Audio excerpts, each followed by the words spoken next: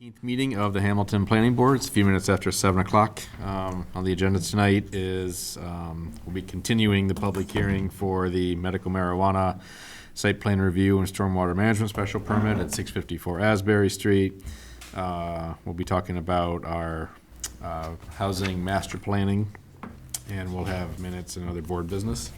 So first up is to take a vote on continuing the public hearing for medical marijuana facility at 654 Asbury Street, site plan review and special permit, stormwater special permit application. So moved. Second? Second. Any discussion? All those in favor? Aye. Aye. Opposed? Okay. Patrick, master planning, where are we?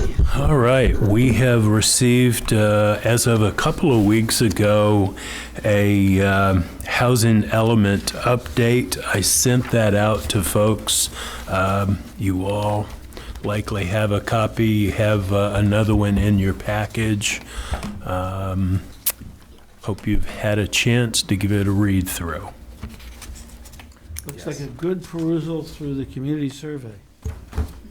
Heavy on data, not much on Recommendations? analysis. Yeah. and recommendations, mostly a little data dump out of the ACS.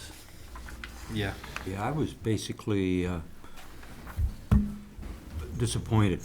Nothing spectacular came out of it, which I was hoping to see, which is probably my naivete. Don't laugh. And I just like that word. Huh? Naivete, oh, wow, okay.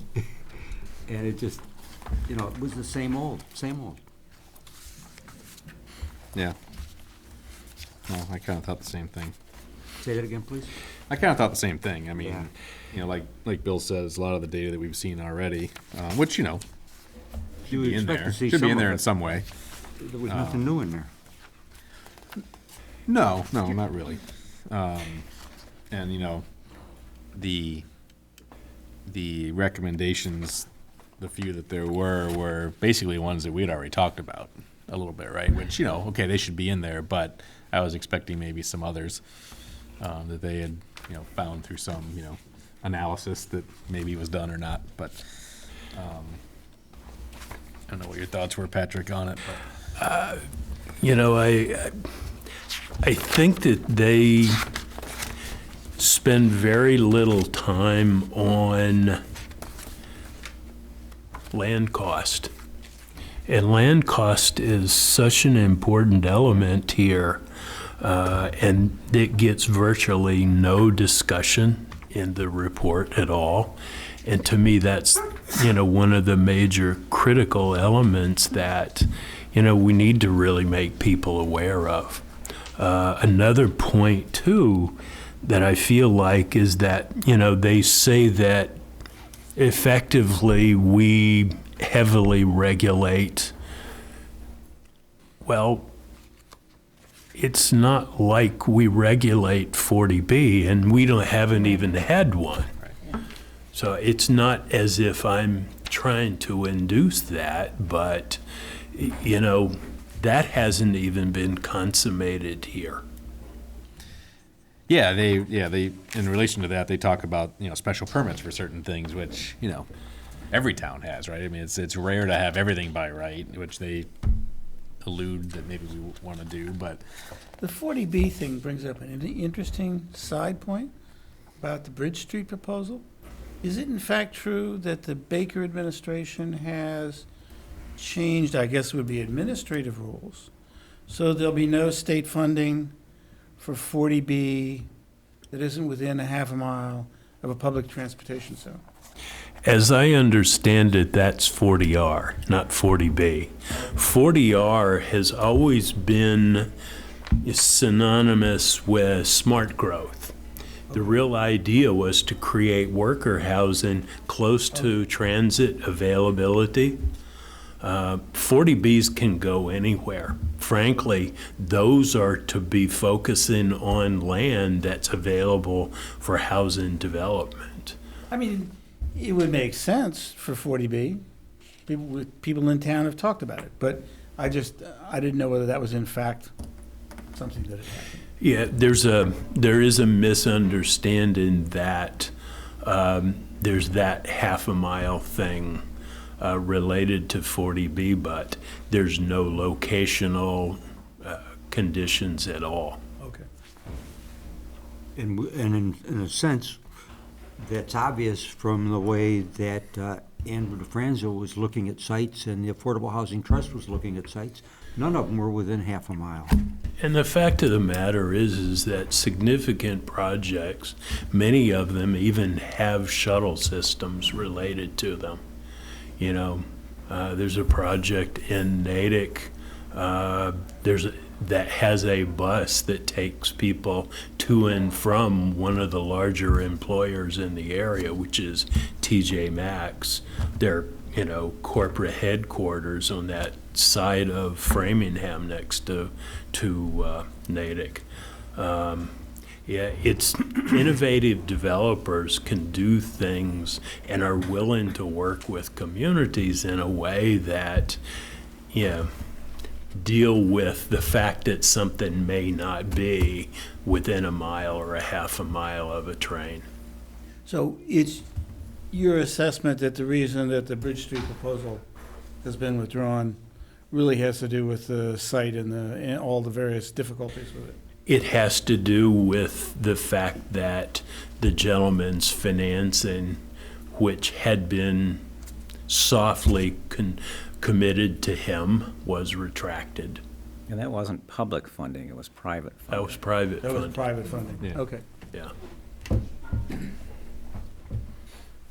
So what are our waypoints for comments and amendments to this? There's an upcoming conference call on the 25th, next Tuesday.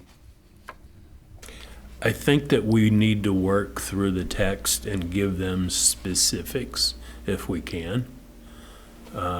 So let me suggest that we start from the front and work through quickly. I expect to be on the call. Rick and Brian, do you? Yep. Yes. Okay, great. So do you want to work on the housing goals as opposed to because the data, as somebody said, we've seen a lot of this before. Yeah. Yeah. Yeah, I think that's probably the right way to go. 8, Section 2, 10-year goals and recommendations.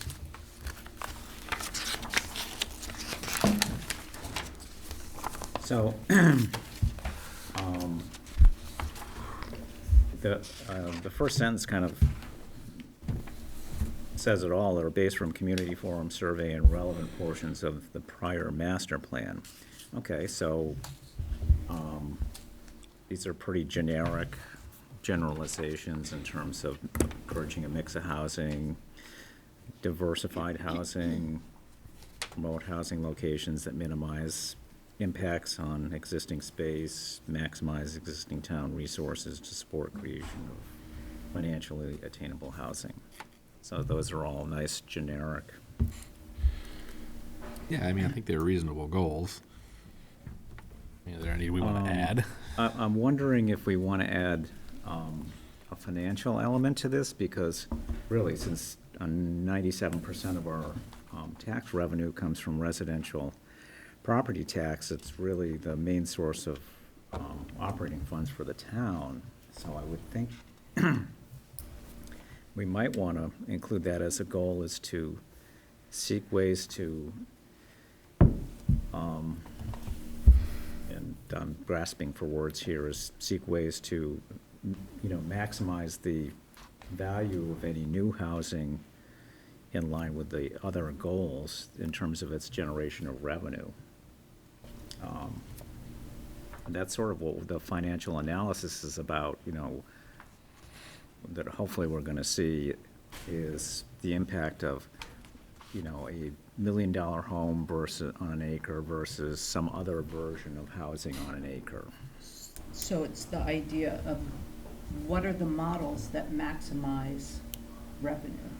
for Right, the in town. line with the other goals. Right, right. What are their recommendations for types of development that would meet these goals but maximize revenue? I wouldn't say maximize the revenue, it'd say something like, generate sufficient revenue to maintain the town's, Infrastructure? you know, infrastructure, services. Right, what's the best value in the development, or in development, right? Like, Encourage development that is able to maintain the town's infrastructure, schools, you know, public services. Something along those lines. I like the best value, kind of, it doesn't say, maximize, but Right. what is the 'Cause- best value for the impacts on the town? Yeah. In other words, relative to infrastructure, traffic, schools, I can't think of anything other off, but, what's the relative impact? And open space, in line with the right, other, right. open space, diversity. Because I think that's always certainly the big question. We hope the financial analysis that they're still working on is going to help people understand is, well, so what is the financial impact? And hopefully that's going to be in here, so I think it ought to be one of the goals since we're going to have them do it. So some language to that effect.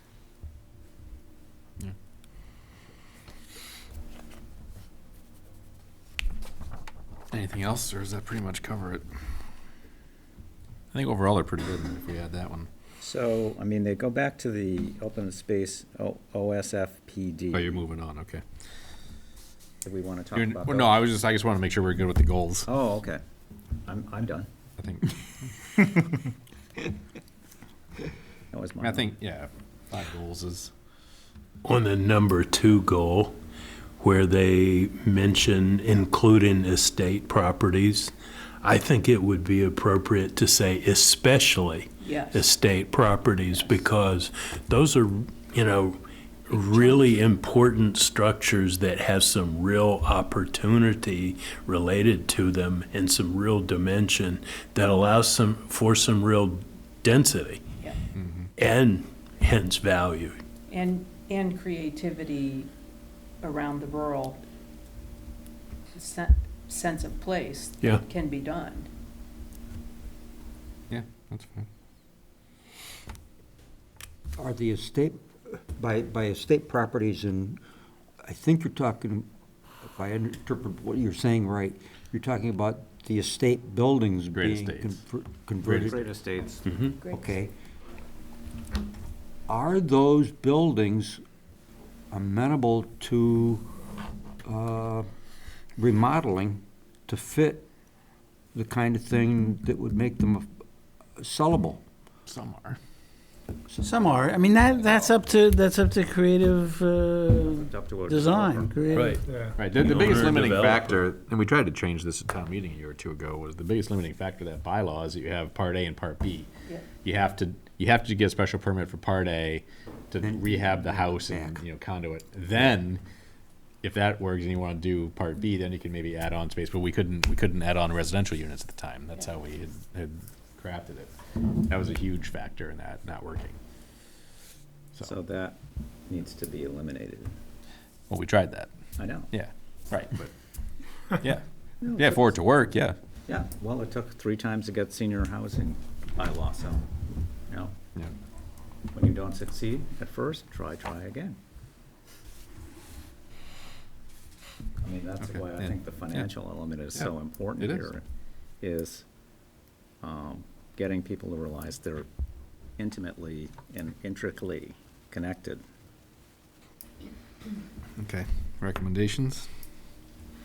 So we have OSFPD, we've been talking about that for probably 5 years, so that's definitely something that needs to be Yeah. addressed, Reworked or redone probably completely. rebuilt. Mhm. So, and then the estates overlay bylaw, okay. We just talked about that one. We just did that, 2 years ago? May I make a quick go back to the goals on number 4? the town doesn't really financially support the creation of any kind of affordable housing. So I'm not quite sure maximize town resources to support. I think some of that Where was, do we the, pour resources into affordable housing? well, I think that they're talking about using CPA funds. That's one resource that we have, right, for affordable housing. This says financially attainable, so. Well, yeah. Well, I That's- just Well, wanna no, I, be fair enough. Clear yeah. before when we say affordable versus Right, financially. or they could be talking about town land, which, that was one of the things in the survey or in the forums that people talked about, but there really isn't a whole lot of that is even possible, so, yeah, maybe that needs to be. Why don't we change maximize into channel? Channel existing town resources. Sounds good to me. Maximize makes it sound like that's our only priority in town.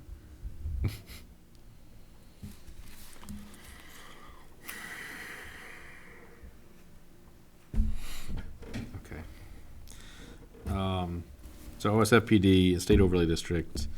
Next one is expand the Willow Street Overlay Zoning District. Yeah, that's kind of like, doesn't really, that's like,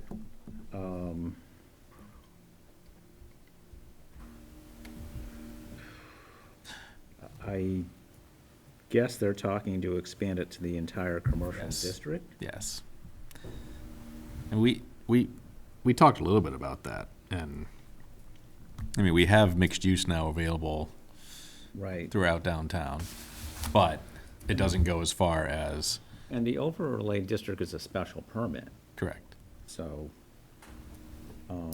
and there's not a whole lot of land down there for development unless, it's Dodge Tree property, Right, which is already in that district. which is already in the overlay district, so Yeah. I'm not sure.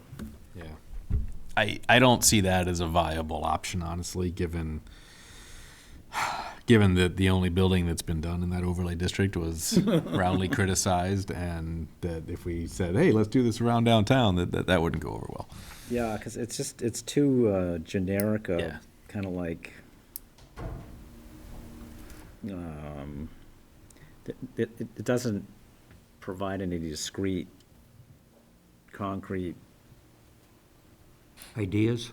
examples of, okay, what they really are suggesting is X. Right. And honestly, given that we do allow mixed use now downtown by right, I'm not sure they need it. Yeah, there's Right. nothing that keeps it. the only from thing that- that really allows, I mean, can't rattle off every little thing, but the main thing is it allows potentially more height than what would normally be allowed. And there's probably a couple other things I'm forgetting, but for the most part, and we've already kind of accomplished it. Then let's scrap that paragraph. I mean, the only thing that, that would gain is exemptions from height restrictions. Potential, yes, Potentially. right. Or setbacks. Yeah, which are already kind of not well defined in the business district anyway, given how the zoning's worded. The character of that area is also not one of high buildings, Right. just the opposite. That's exactly right. That's exactly So right. you wouldn't want to do anything necessarily Well, that's why I'm saying it to wouldn't encourage fly. It wouldn't, right. height. Right. You're trying to keep the area, the character of the area. Right. Right. So, I think we scrapped that. I think we scrapped that I sentence. think that's a good idea.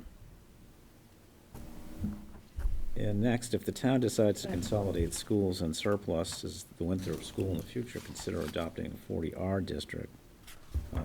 Well, sure, But, that's kind of like aspirational, right, it's but that's. not. Oh, yeah, that's fine. Not gonna Not going to happen for next year. probably a generation or two. So it's like, okay, thanks a lot. We'll keep that on mind.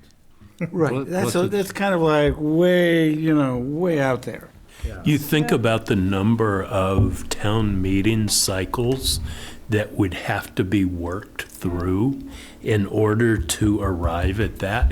Yeah. Yep. It would be easily a decade Oh, yeah. Oh, from the You know, start. and if things went perfectly, No, so, Right. and it's not, and you've gotta figure there's probably 10 years before that. It's, well, yeah. The gestation it's probably of the 10 years idea before it's on the generation. radar to have a new school. Right. And then it's another 10 years to implement it. It'll take 10 years to Right. get to that, and Right, then if right. it actually happens, it's 10 years to get to the building of a new school. So you're 20, at least a generation. All right. So that's something that probably ought to be scrapped too. It's just not, It's non-specific. it's not within the time frame of this report, and, you know, who knows, 5 years from now, the school committee could decide something different. It's just too speculative. Well, I think, and this was born of, and they took a lot of Yeah. weight to some early interviews where people, specific people were saying, oh, we ought to take the Winthrop site. Right. Sell, close that. Right. And with no thought to the process, Oh, yeah. ramifications, or costs. So they kind of went, oh, okay, there you go. There's an There's a idea. piece of land everybody agrees on. Yeah, which is, kind of ignores the realities, political, financial, and otherwise realities of actually making it happen. So, I mean, I don't mind leaving it in there in some version. yeah, but I'd put but- that at the end. Yeah. Yeah. I mean, because the idea is fine, it's just, it's a ways out, most likely. Right. But, So we need more concrete recommendations. We just have the overlay So- district and. so some of the other ones that we talked about with them and have talked about here are, townhouse type Yeah, units, duplexes, right, allowing that in some areas. If we want- Cluster, I mean. Cluster, Yeah, yeah. yeah. cottage Cottage, housing. cluster, yeah, I mean, there's a number of things. I mean, somehow we're going to approach density with OSFPD. So, if we're gonna do that with, But that's on 5 acre or more lots, right? right, so As of right now. I'm thinking, as this is an aspirational, maybe 10-year document, if we can get OSFPD to enhance its density bonuses to actually attract some cluster housing, that'll be wonderful. And it might then pave the way a number of years later for the discussion of cottage housing, when people find out that the sky didn't collapse. Right, so OSFPD was a recommendation in the last master plan. Oh, I know. Yeah, okay.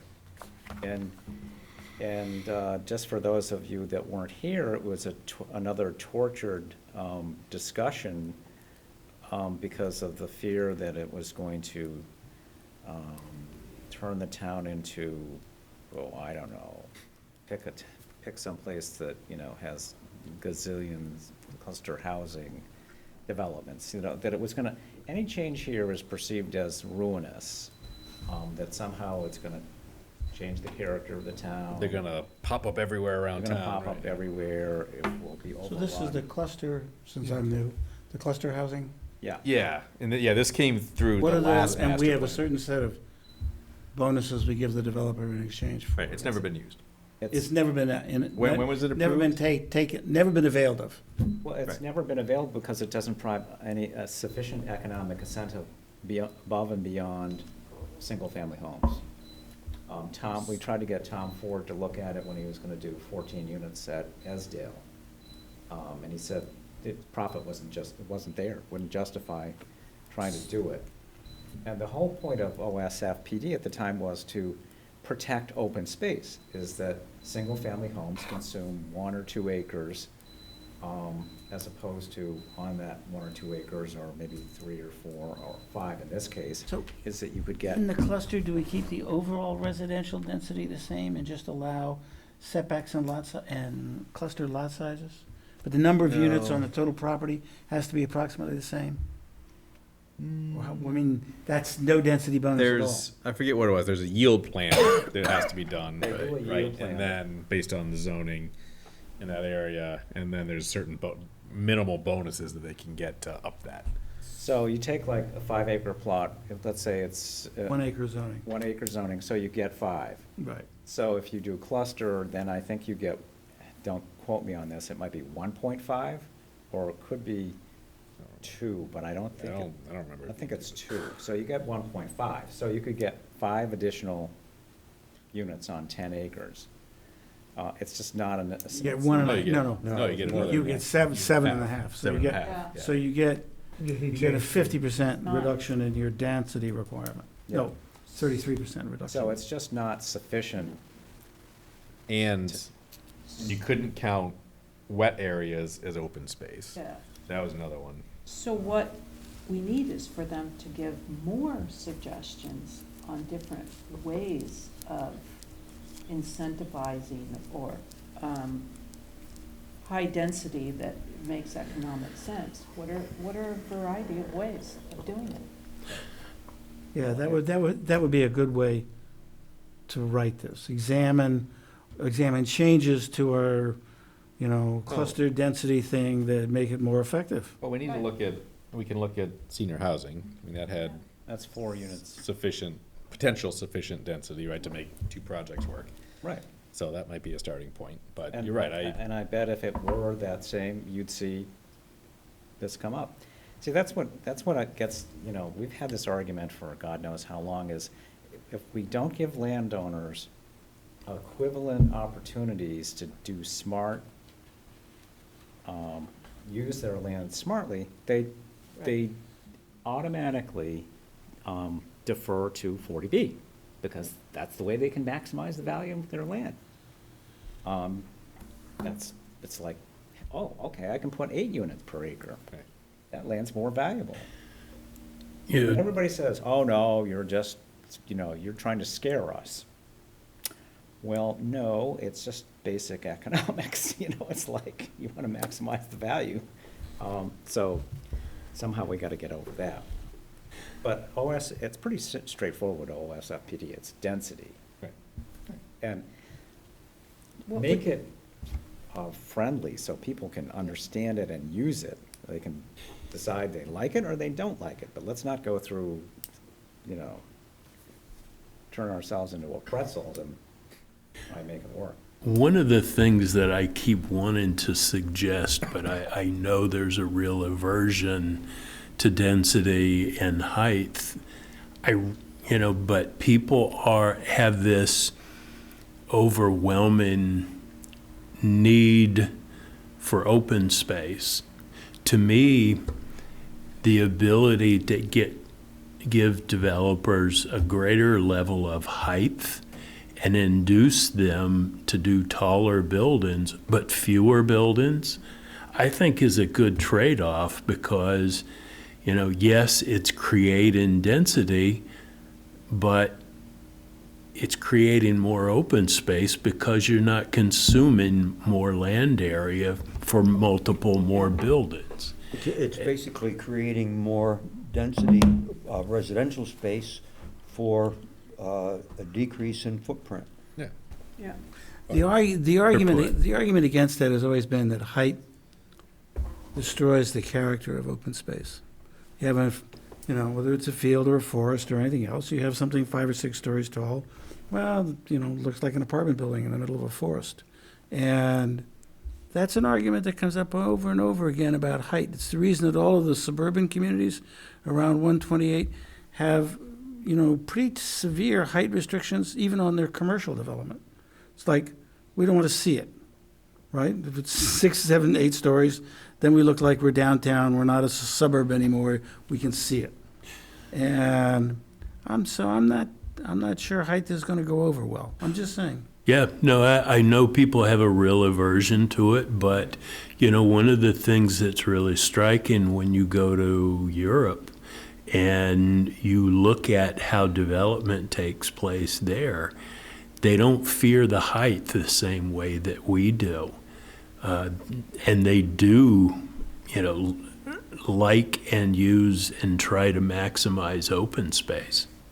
Well, there's an interesting design study that argues that height limits are actually most prevalent in cities that are northern cities with forests.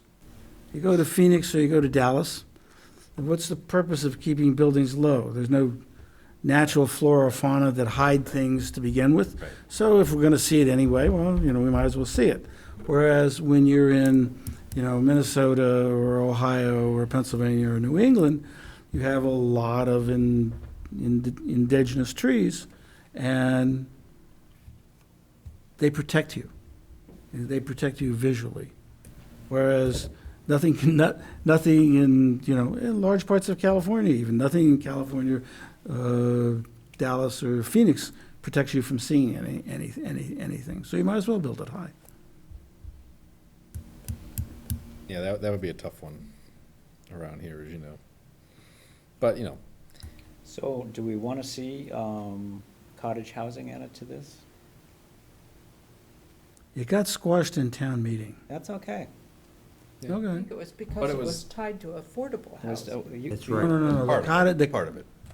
Some people, cottage some cottage people. housing was a separate, Right, I think, but people were No, it was- equating it if with. that had- local- I don't think so, actually. Oh, yeah. It was. Everybody I talked to. It was, believe me. If we had brought that up 2 years before, nobody would have cared. I mean, there would have been people, but it was, oh, it's affordable housing. It got tagged with affordable housing, and it was like, oh, we don't want that in our town. We don't want those kind of people coming to our town. I mean, that's what people were saying. And it was an incredible level of, Nobody I've talked to Everybody had I've that. talked to. Well, it's interesting. Just Nobody remember- I've talked to remember who you're had talking that confusion. yeah. They just- understood exactly. Just remember who you're talking to, though. That's we've got to remember there's 5,000, no, what is it? How many, 5,476 voters in this town. So if you get 500 at a town meeting, you've got 10%. The other 90% aren't saying anything. So you go with what you got. I understand that. But when we started off with the senior housing, it was the same thing. Oh, no, that's gonna ruin the town. We got shot down big time. We went through extensive discussions and reworking, brought it to town meeting again, boom, gone. It's an education process. It's Well, like, that's why we're doing this whole thing now, is to say, hey, there's a real need. We're only allowing one type of housing here, and it's financially disadvantageous to us to continue down this road. We have to look at other options. Now, it was funny because Ed Howard, Peter Clark, and Claudia Wood were early advocates of cottage housing. They loved it. And all of a sudden, for some reason, they decided, no, can't have it in Hamilton.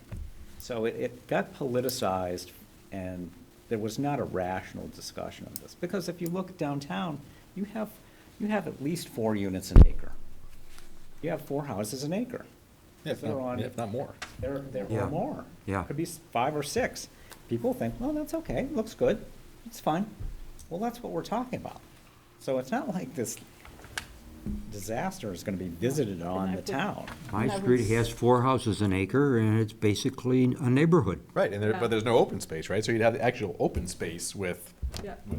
Yeah. And I think the survey shows people want different kinds of housing, and you can Well, make. and that's the thing, it came up again the survey from years ago, it came up again in the forums, it came Yeah. up again a fair amount through this, so I think we should have it in there based on Yeah. that alone. Right, And, Bill, you're right. We'll take certain things, and some will work, some won't, but it's like, it's a 10-year document, and typically what happens is over time, people get educated, they understand, the dynamics change, things happen, they go, okay, maybe we can have that. In my estimation, the issue around cottage housing wasn't 4 per acre. We've got parts of town that are 4 per acre. It was the idea that you could sort of shoehorn, it was a fear, shoehorn small houses in between other houses, which in fact, within limits, you could do with cottage housing. That people thought would create a lot of incongruity, just a lot of things they didn't want. It wasn't the 1/4 acre per se, but the fact that the houses were a little smaller. We have other parts of our bylaw which are attacking the idea of, every house has to be a McMansion, right? I think it was the idea that this was sort of an overlay thing that you could shoehorn in after the fact. I don't create think so. septic problems, create, two big houses and then some square little house in the middle. Yeah, but It just, it was this retrofitting areas, as opposed to if you went to those same people and said, well, we want to zone a part of town quarter acre, right, and do just higher density development. I think it'd be a much less resistant to that. Oh, yeah, because it wouldn't be next to them. Wouldn't what? It wouldn't be next to them, most likely. That's what it is. Well, you'd have to have somebody. As long as you designate that part of town as a quarter acre, I'm fine with it, right? No, you'd have to, the way it works is somebody would have to sell their land to a cottage housing development. Right. You couldn't do it in large scale if you're retrofitting Well, these right. things one by one. Well, that's the thing. They have to have some size to them to work. Right, so it's a matter of Well, the education, infill. so people understand what it is, how it will work, where it'll go. I don't have the answers to that, but what I'm advocating is that we work through all the questions that you're raising so that we have an intelligent discussion and the public can be informed as to what we're talking about, and then they can make a value judgment as to whether they like it or not. Yeah, I mean, I mean, it's not about ramming something down somebody's throat, it's about, hey, and the survey is quite clear, people are saying, yes, diversity is important, affordability, financially accessible housing is important. We ought to be looking at all different alternatives. well, that's the thing. Like, the last master plan had a lot of recommendations for a lot of different kinds of bylaws. Some of them were implemented, some of them weren't. Like you said, some of them took a few times to get through, as we know. I mean, this should be the same thing, right? We should have a number of different options. They're not all gonna fly with everybody. But, we should have a reasonable amount in here of different alternatives, if they make sense financially, right? I mean, I think that's part of why we're doing that, right? Is what makes sense financially? If some of them don't make sense financially, then maybe we don't put them in here. But, that's kind of my take on what this is. To find out if they don't make sense financially, that means we would call in contractors like Tom Well- Ford and say, well- hey, take a look at this idea, see what you think. Well, Also financially from the town's perspective. Well, yeah, and we're not gonna do a fiscal analysis on every scenario we're gonna talk about here or put in here, but, so some of that will be, found out down the road, but there will be, I mean, we will have a financial impact analysis on a Well, I couple of think these, when so. if it becomes, it's something the planning board decides it wants to pursue, then we can decide, do we want to do a financial analysis on this and say, let's run a scenario of X size. Let's understand what the financial impacts are. I mean, because it's only fair to the public for them to know. And we can look at water, we can look at infrastructure, we can look at traffic, we can look at, how it impacts the schools. So you can have, because that's where a lot of this stuff gets derailed. People grab onto one thing and say, oh, I'm gonna cram up the schools. And then they've got anecdotal evidence. Well, my kindergarten class that my kid's in is huge. So I know that there's a huge school bulge coming and the school system's gonna be clogged up, so we can't support this. Well, we know that's not a fact. We know, in fact, our population is declining. So we need to have that kind of discussion with saying, hey, we've done the analysis, so it does have these impacts, so we don't have these anecdotal, subjective discussions. It won't mean that we won't have those, Right. but at least we'll have Backup. some backup to it, so we can say, hey, we've done our homework. You just can't throw this stuff against the wall and hope it's gonna stick. So, what other things do we wanna put in here that we haven't talked about? What would it So- take to have, encourage townhouses? Right. Right, townhouses has been talked about a little bit, cottage, duplexes, Right, those are three off the top yeah. we could look at. And again, we can have the debate about where this goes at some point, but I think just to get it in here Yeah. would be good.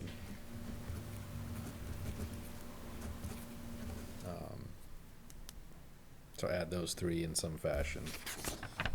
Are there any others that we're missing? 80 unit apartment buildings, anybody? Up for that? I don't think so.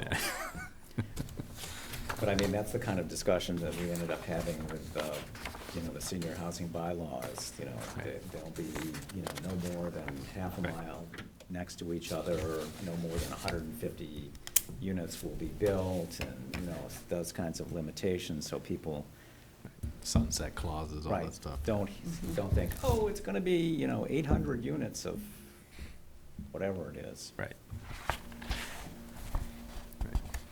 Yeah, I think this is our wish list, so do they agree we can, Well, it's a wish list, but it's based off of the input that is in here, right? right? No, yes. So maybe that's what we should go back and say, well, given what you've seen and heard in the surveys, public comments on diversity, on financially accessible, you've got a start here with OSFPD and Great Estates, but what about some specific, more Diversities. specific, one or two more specific recommendations? Yeah, because that's, the surveys told us what the town wants, and Yeah. now we're not answering all those survey questions, right? Right. And that's, So- we need that to, like you said before, to push back when we try to. Right, because we're not making this stuff up. This is what we're seeing them telling us, so we'd like, I think, a little more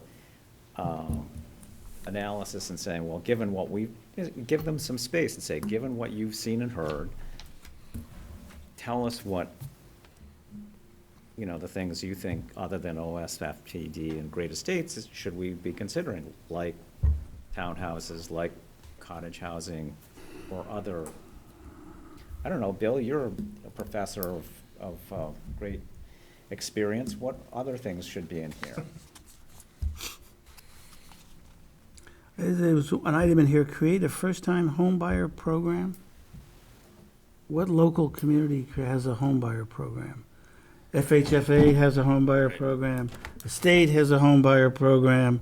I don't know of any municipality that funds, down payments, second mortgages, something that encourages home buying. A You know lot what I of, mean? a lot of communities, they're virtually all much larger than us, have, housing planners on staff who do that.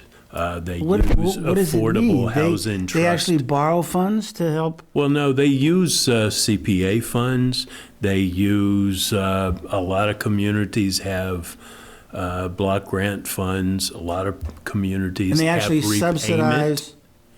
subsidize young people's Or is it home affordable? purchase.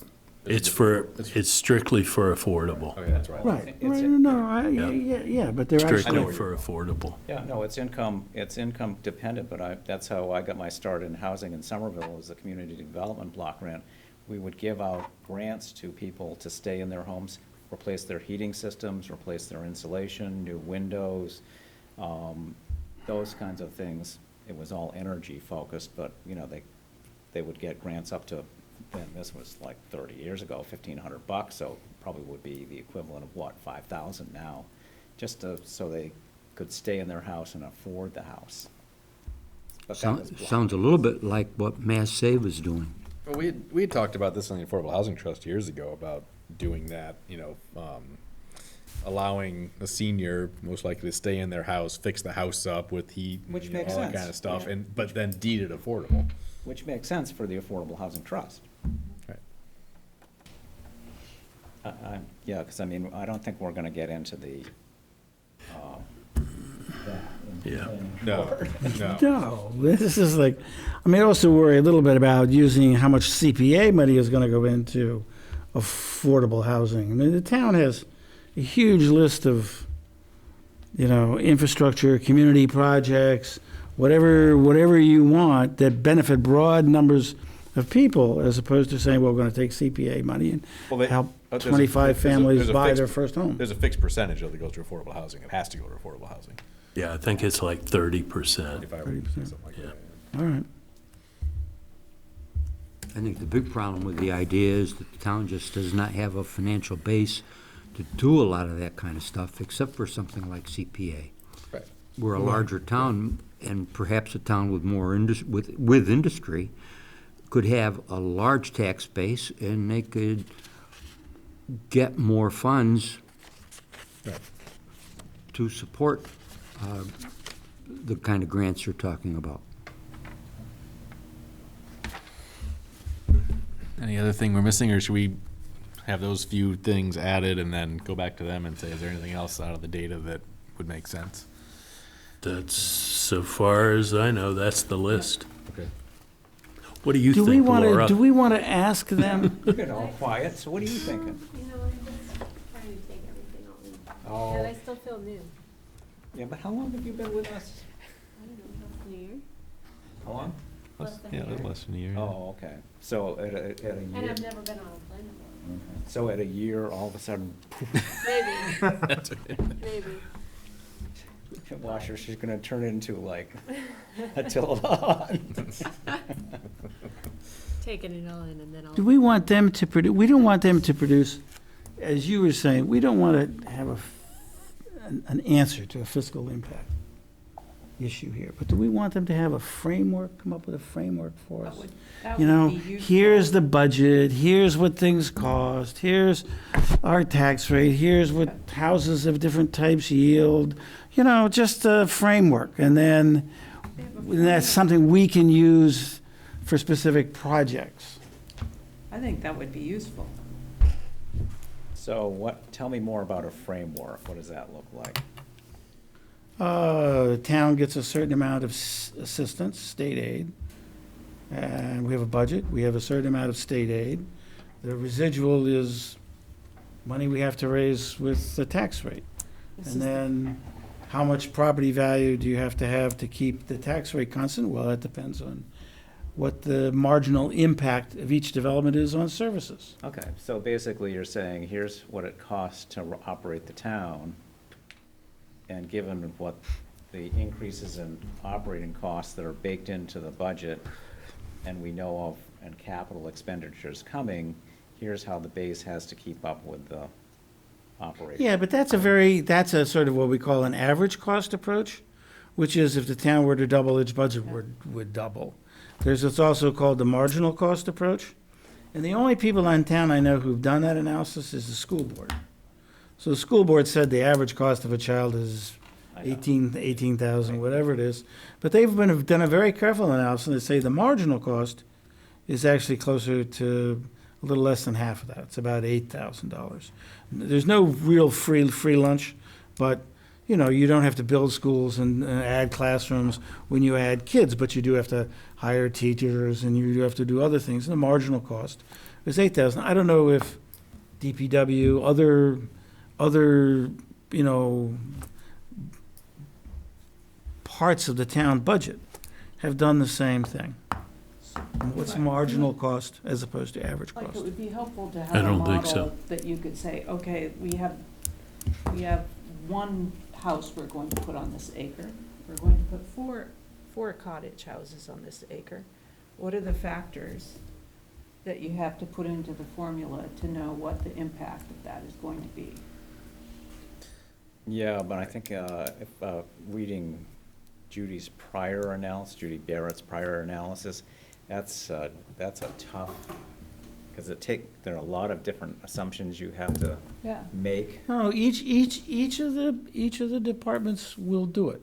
If you ask the police department, if we expand this town 10%, all right, does your budget go up 10% to service 10% more houses? Or does it go up only 2%, 3%? It's also entirely possible that you're at some point where you have to have, you know, a new well, a new fire station, a new something else, where they say, well, it's actually a lot more than 10%. But I know that the school board had a lot of fun doing this, actually. Well, I wonder if, and I think I know the answer, but different types of development. Let's say there was a 50-unit apartment building that went in versus, you know, a number of new houses around the area that totaled the same number of people, right? Right. How does that affect police, right? Does it affect it in the same way? I don't think it does. But just because there's the same number of people in each one, I think it affects it differently. And so I have some anecdotal evidence to answer the question that Bill just asked, because at one point, some time ago, I was into that kind of question. Both police chief and fire chief, for something like 10%, and I don't know what the number would be, they don't have an answer. And the reason is, you can take one family can come in and have all kinds of problems, legal or health or otherwise, that would require the services of either of the two departments. And then you could bring in 10 families, and none of them would have any requirements. So it's not a straightforward answer. And I've asked things like the town clerk, if there were some reasonable number increase in population, wouldn't greatly increase their costs of function of doing business. So a lot of it depends. It's very, very, I think that's a question that's probably better put back to the finance committee, because they're the ones that should be, that's kind of. They'll eventually go back to the department. Right. And To they're the- they're the people. department. There should be a model, there should be a generic model, so that you can do inputs and say, okay, how's this gonna, what are the impacts? Because There may be. I can guarantee you that police, fire, DPW, and other departments don't know. Well, can- they don't, yeah, they don't have a textbook here or a set of notes figured out. Right. But on the other hand, when I talked to the police chief, he said, that's an interesting, complicated question. But it didn't sound like he wasn't willing to Oh, tackle no, it. I just don't think there's a standard, a spreadsheet that can figure that out. No, I I mean, think there are maybe there are nuances to it, sure. Right, there's a lot of nuances to it, I think. There are a lot of nuances. But I think the finance committee, I think that's a legitimate question, is they ought to be developing Well, that. but we're not the finance committee. If we had a framework in the master plan which says, somebody has to consider this, here's the things you ought to take account of. Well, I mean, it's interesting because you look at, the population charts that they had in here, wherever they were. How, What page you how that affected Well, the town, right, over those years, When from you they- say, what is 2010 to going now. to be the impact of the aging population on the town?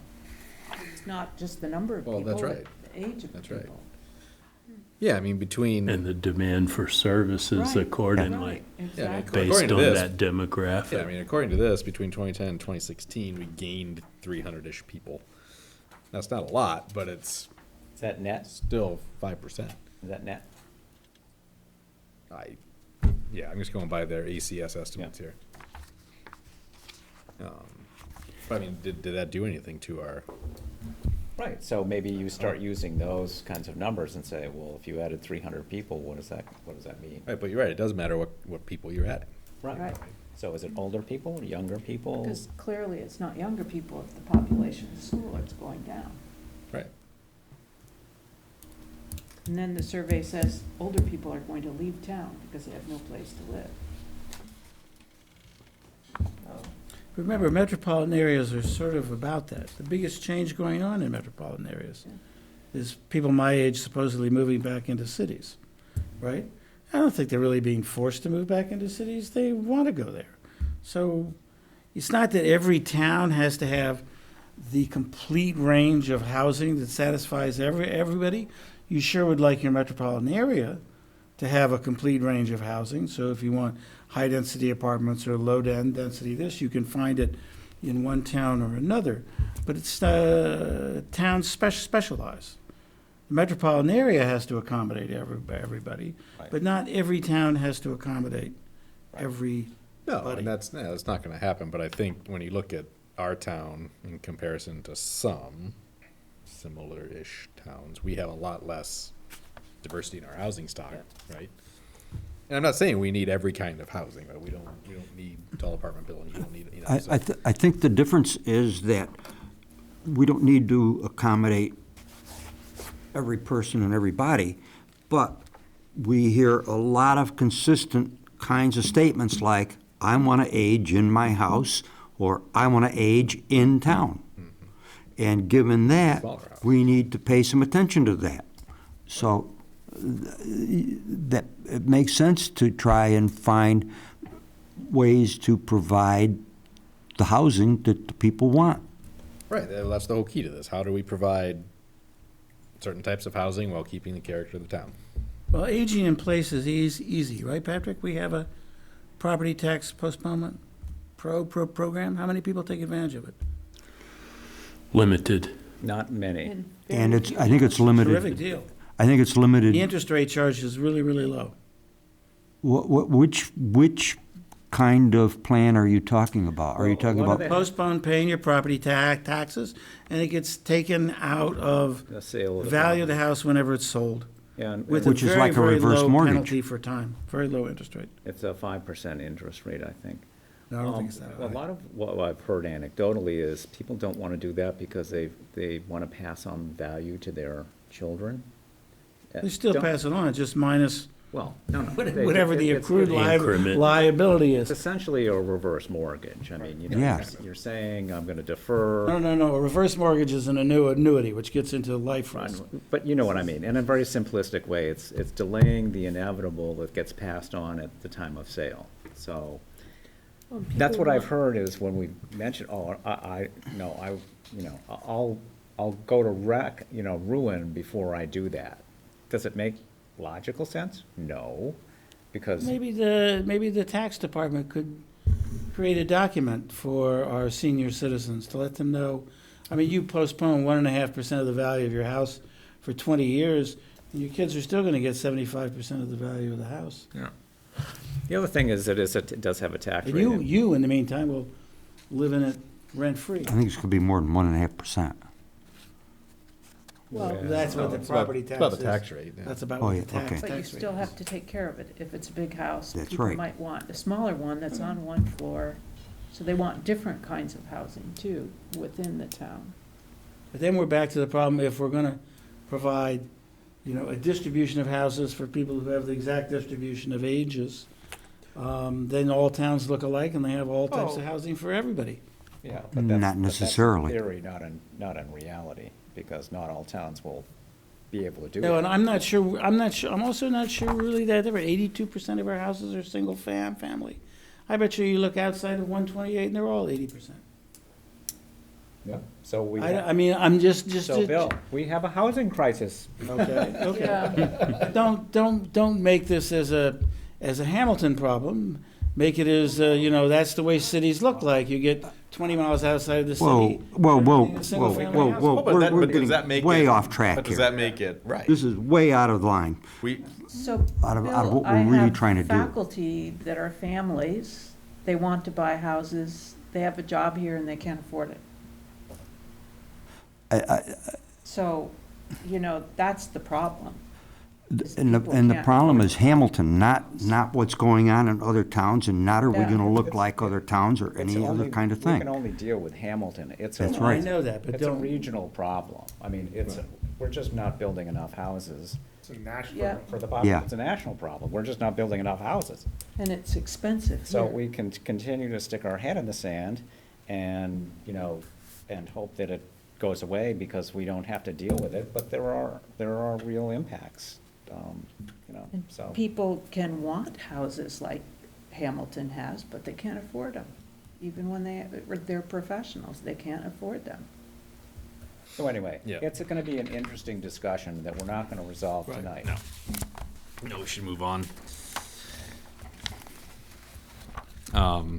Is there anything else we want to tackle in this thing? I mean, other than, You said No, 45 minutes, we've been here an hour already.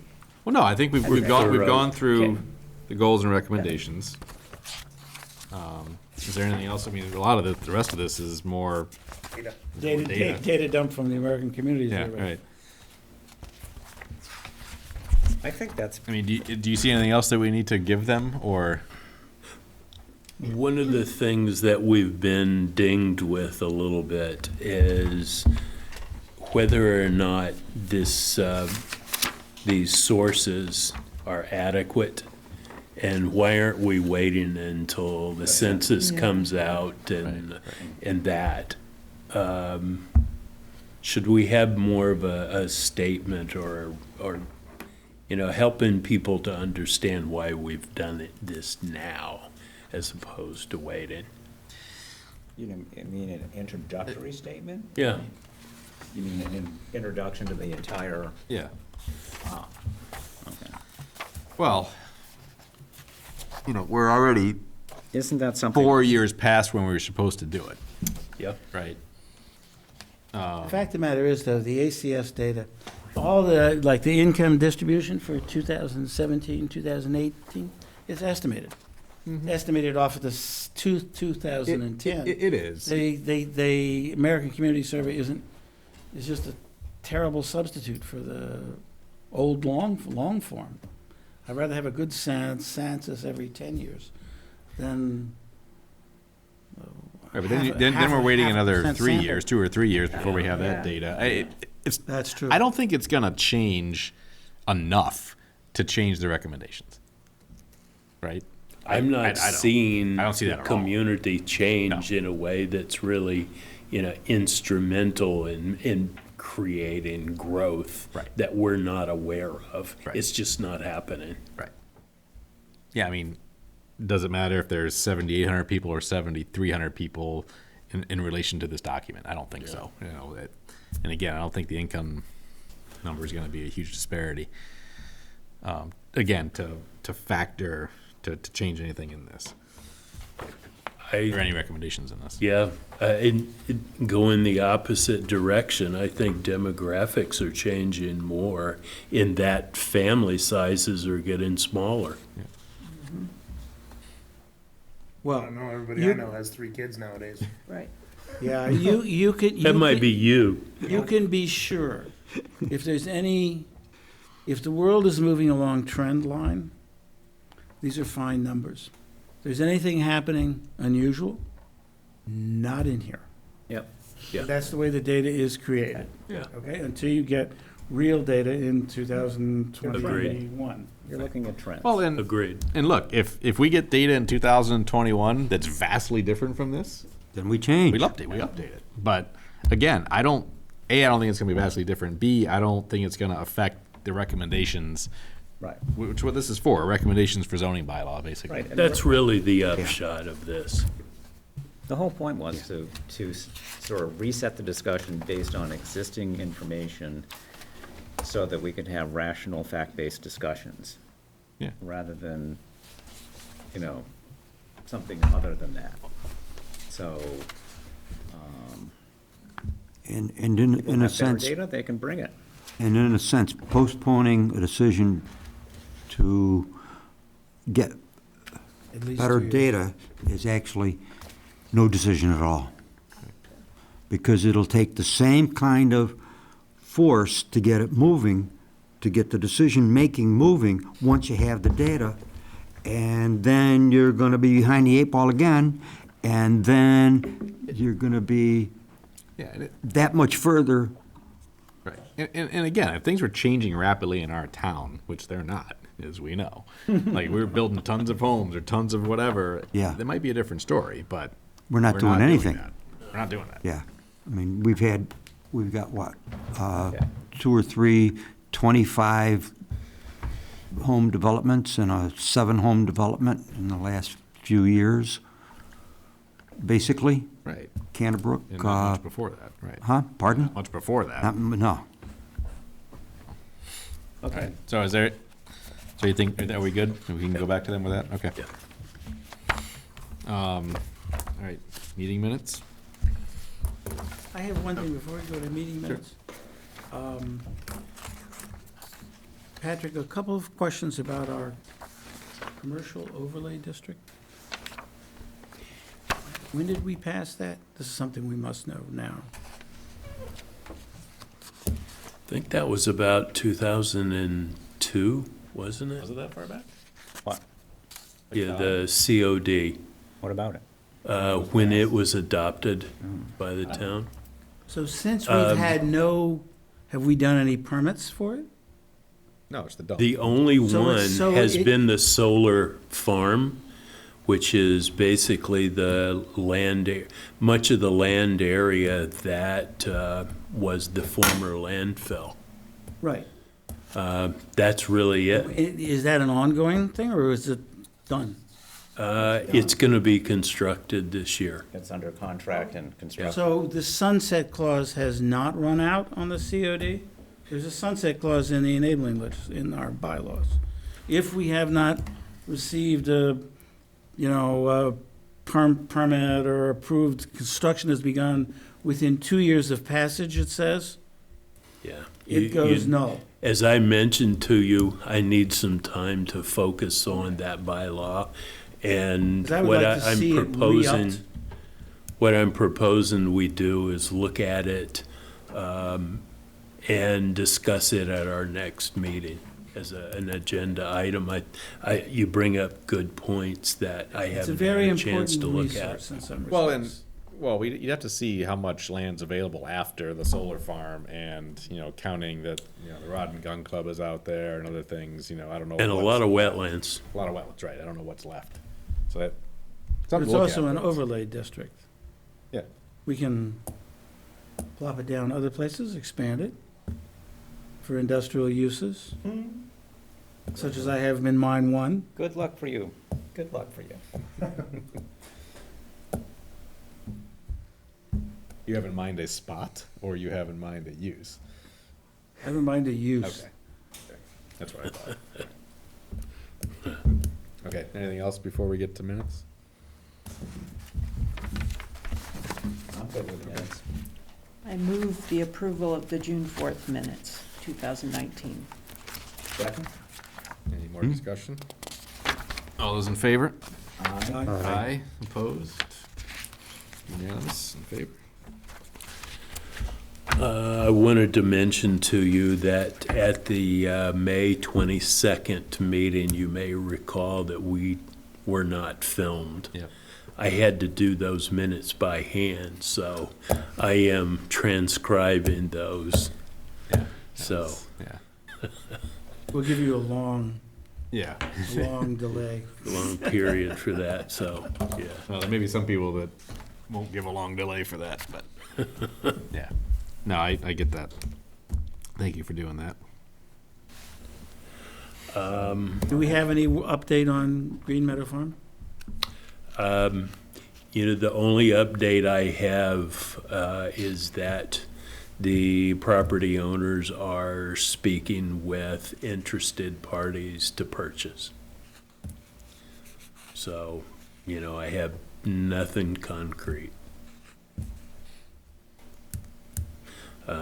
Their attorney has been the only contact I've had with them since Monday of last week. And that's the letter that's in And our, that's the letter that you have requesting the continuance, which tells me that they're still in negotiation with potential purchasers. Or they're contemplating some other move. Yeah, Yes. Or they're not they've gone on contemplating a vacation. marijuana factory. what, Dan? They're not contemplating a different marijuana factory. well, it's not a factory, it's a greenhouse thing, but whatever. Yeah, okay. Yeah. Yeah, Let's not go Yeah. down that road. I have. Okay, we're not going down the revisited road. that. We're not going Okay. down the road. I know. We're not going down the road tonight. So, are we good? So we won't see each other for 3 weeks. July 9th, July 9th. is that 3 weeks? Where are you going? I go away the first 2 weeks of July. Oh, okay. Of course you do. Where do you go away to? You don't go to. Hawaii? Yeah. Not until the film is off. Not to, what? Anywhere where there's no phone. All right, so I make a motion, we adjourn? Second. Second. Second. All those in favor? Aye. Aye.